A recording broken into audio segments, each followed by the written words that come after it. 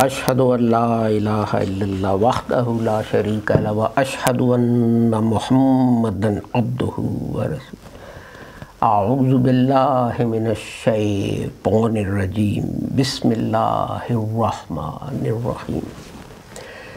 There are two things that I wanted to draw your attention to, which have happened in the last couple of weeks, which will be useful for you to know as Ahmadis, because you can, and people argue with you, you can mention these things. First thing was the fact that the Israeli Prime Minister thanked the Indian Prime Minister because he said it was the Indian Army which in November 1917 liberated Jerusalem. And as you know, Turkey at the moment, at that time, consisted of, if you start going south, Syria, Iraq, Lebanon, what is now Israel and Jordan, and all of Saudi Arabia, and also Egypt was sort of under their influence. So all of that used to be one country. And during First World War, the Turks decided to support the Germans. British sent General Allenby to Egypt. And who did they send to Saudi Arabia? Lawrence. I recommend that all of you spend some time watching the movie Lawrence of Arabia. And he then instigated the people of Saudi Arabia to rise up in rebellion against the Turks. And they were later joined by the Indian army, consisting of Hindus, Sikhs, and in large numbers, which denomination? Muslims. So Muslims of India and Arabia joined. Who did they join? Christians of Britain, to attack who? Turks, another Muslim country. And that was what was meant by liberation of Jerusalem. That after some 800 years, Jerusalem, which had been ruled by Muslims since the time of Salahuddin Ayyubi, Saladin, Muslims lost control and it was handed over to the British. Had that not happened, Jerusalem, even today, perhaps might have been a Muslim, under Muslim control.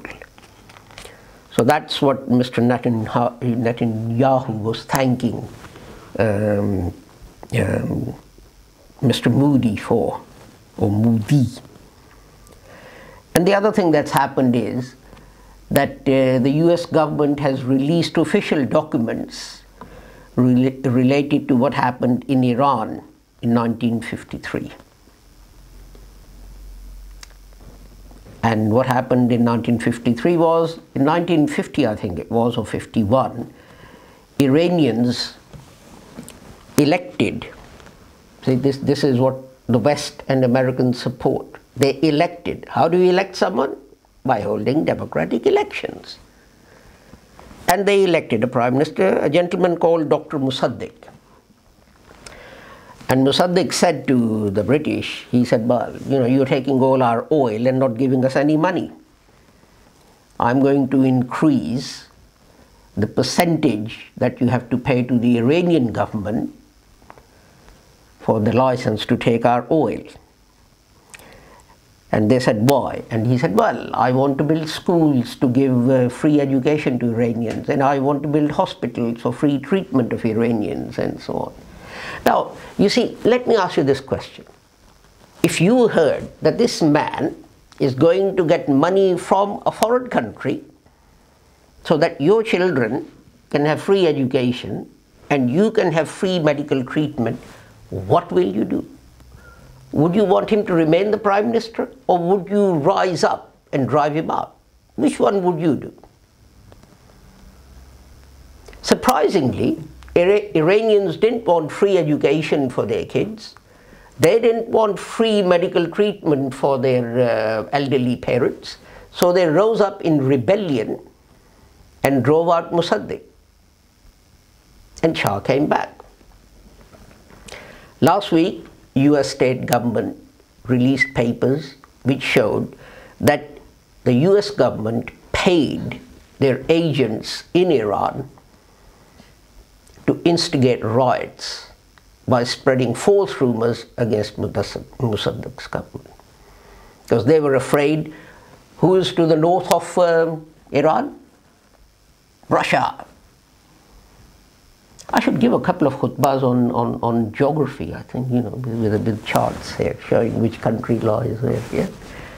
To the north well, it wasn't Russia, it was what was the Soviet Union, USSR, which is now split up into Russia and lots of different, and they were scared that, well, Iran will fall under that influence because they actually want to look after their people. What a heinous crime. You want to give your kids free education, your own people free medical treatment. We can't have that. They don't have it in America. If you're old and you don't have money, you just die in the streets. And of course they paid Iranians to rise up. They spread these false rumors so people would rise up and create disturbances, riots, etc., forcing Musadiq to actually flee Iran because his life was going to be in danger, and the Shah of Iran returned to Iran. Now, the question I ask is this. We are always blamed for abrogating the jihad. As Harazam said, what you're doing by going out and killing people. It was the equivalent of 7/7 and 9/11 at his time, when he said, this is not jihad. This is simple murder of innocent people. And ever since then, Ahmadis are blamed for abolishing jihad and sort of being British lackeys and so on. Question: how many Ahmadis were there in the Indian army that liberated Jerusalem? 0. How many Ahmadis were there in the riots against Dr Musadiq that overthrew him to make sure that oil kept on being sold to the British at a very cheap price? 1,000, 500, 200, 10, 1, 0. But we are still to blame for everything that goes wrong in the Muslim world. If someone can solve this conundrum, solve this puzzle, oh, you've got people over there who are on holidays from school and university, so you can devote your time to solving this puzzle about how it is that we are to be blamed for these things that happened. And as I'm a sad person, and I don't know who the latest pop star is. I didn't even know this girl. I still don't know this girl's name, who came to Manchester to do the concert, and there was this bombing. I spend my time reading these things and sharing my knowledge with you. I thank everyone for joining us for our Friday service. I hope you found it beneficial, and I pray that until we meet again next Friday, Allah keeps all of you safe and sound. Whoever you are, whatever your religion, color, nationality, sect, or whatever, may Allah keep all of you safe, free from harm. Assalamu alaikum and Khuda Hafiz.